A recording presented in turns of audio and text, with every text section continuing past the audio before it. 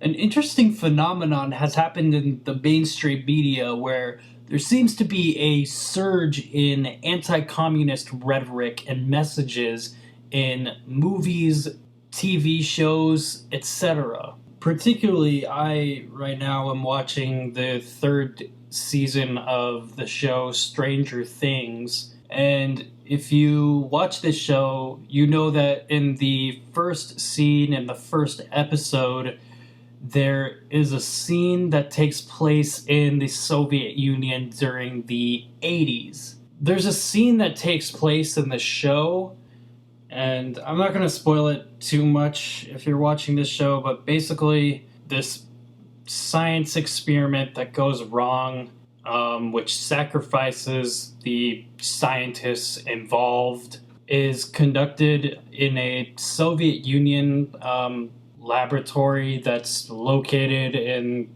some super secretive mountain. And there's particularly this scene where there's a Soviet Union general and an officer. They're all mad at the scientist for some reason. So the officer chokes out the scientist with his bare hand, just one fucking hand. So then after that, it shows the general walking out of the facility to like a helicopter, and that camera pans and it shows a hammer and sickle flag. Now, okay, we know that this is indeed a not only cheesy but ridiculous work of fiction, and if you just use your fucking logic here, it's like, why the fuck would the Soviet Union fucking kill its own scientists? Even in the fucking revisionist government period, that just doesn't fucking make sense why they kill their own fucking scientist labor pool. And I'm not gonna sit here defending the revisionist government of the Soviet Union that was the shitty social imperialist introduction of capitalism within the USSR. But I will say, let's say the average American watches this show and sees that scene. What do they think about the Soviet Union after seeing something like that? I mean, obviously, we are not strangers to knowing that Westerners and Americans are so ridiculously gullible, and they would be inclined to believe that the nature of the USSR is to conduct evil science experiments and kills their own scientists in the process. What's also funny about the show Stranger Things and this episode that I'm talking about is the scene right after all of this shows the main characters, which are literally children, making out for at least a minute. And it's so fucking uncomfortable. Like, yeah, sure, make all the fucking anti-communist propaganda that you want, but the scene right after that, you're literally fetishizing kids about to have sex. And in the context of this show, it's like, fuck, man, how are we supposed to believe that you and the Americans are so much better than the evil communists?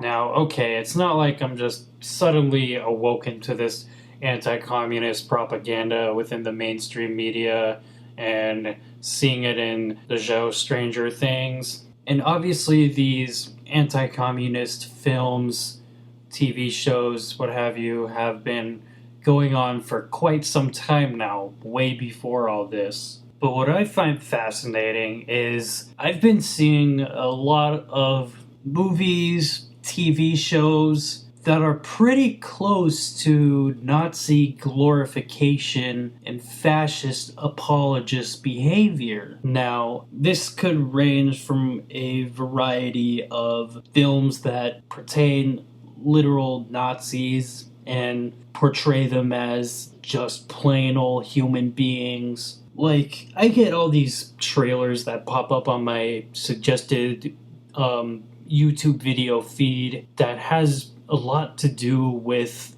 Nazis that have a role in the movie, whether it be a character or a plot. there has been an abundance of shows on services such as Netflix that have these kinds of movies, or TV shows that are just very Nazi apologist. Unfortunately, I can't really think of any films in particular that do this stuff, but I have been seeing a lot of these new movies doing this. But alongside all of this are these new anti-communist films that are coming out as well. You take a film such as the Chernobyl series, for example, on HBO that just came out, where it shows that the Soviet government tried to cover up the entire Chernobyl incident, which is clearly not the case because at the time the Chernobyl incident was happening,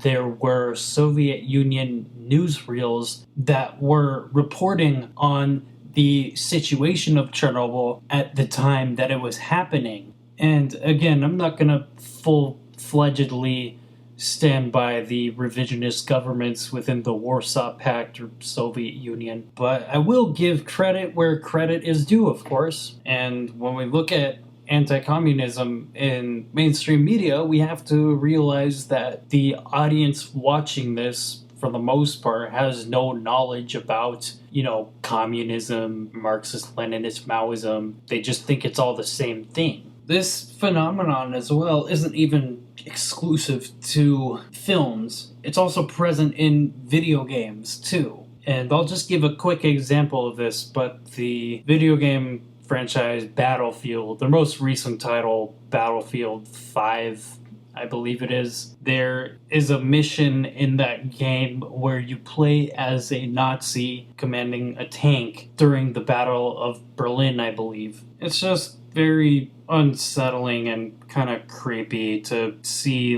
basically the humanization and glorification of Nazis and Nazi soldiers that fought for a fascist and genocidal cause. And obviously, media and art of any kind is a reflection on our current society. And if our media is going to glorify and make apologies for Nazis and fascists, then I think that's a pretty clear indicator that we live in fascism. When you have institutions set up to combat the uplifting of the proletariat, the establishment of a working class order, I think that's a pretty clear indicator that the United States government is scared of the masses. They are scared of us gaining enough class consciousness to realize that their rule over us is illegitimate, so they need to keep pumping out this anti-communist propaganda because they know that we have the way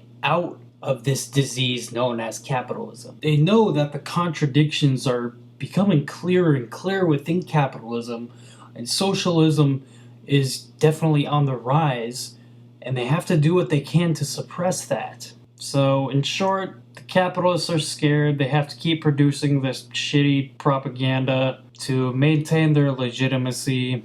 And this episode, not gonna lie, totally called for a beer while I talked about these things because it's cringy to me, the legitimizing of fascism within mainstream film and what have you. Let me know what you think. I didn't mean for this video to go on too long. I will be covering more important topics in the future, but I just thought that this was important to cover so we don't bat an eye when we talk to the masses about Marxist-Leninist Maoism, that we clear up any Red Scare propaganda that is being produced by these films and TV shows. And it is definitely something that we shouldn't bat an eye to when analyzing the current stage of the capitalist class. Thank you. Some know the